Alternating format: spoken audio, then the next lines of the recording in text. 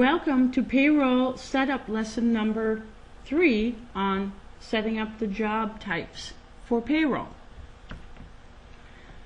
As we come into payroll, we can see any job types that have already been set up in the job types tab for payroll.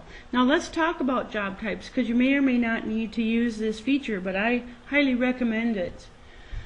With the system comes a brief list of an example of job types that is commonly used throughout the industry. Now what I've done is I've related each job type to a department that has been previously set up in my general ledger chart of accounts. Now what this allows you to do is break out your costs of your payroll to the different departments. So as hours are entered against your commercial job type, for example, when the payroll program is processing a pay run, it will break out the cost for your commercial to this department in the general ledger, and all the way down the list here. Now to set up a new job type, you just simply go up to Setup on the menu bar and set up job types. So this is a list of the existing job types that you already have set up in here.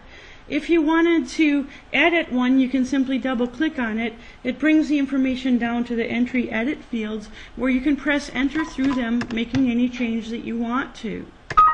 And then you can resave that record.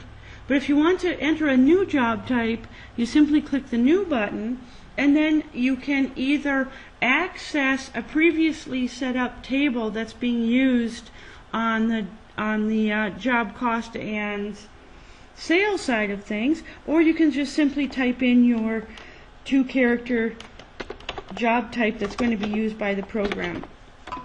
And then you can even put in a brief description of what that is.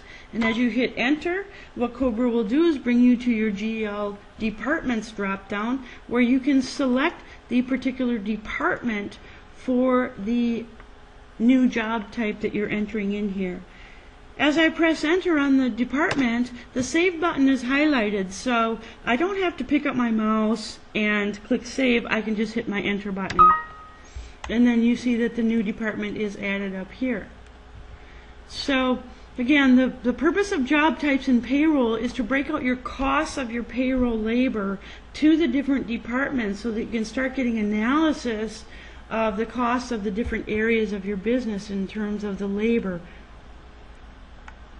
This ends the lesson on setting up job types in the payroll program.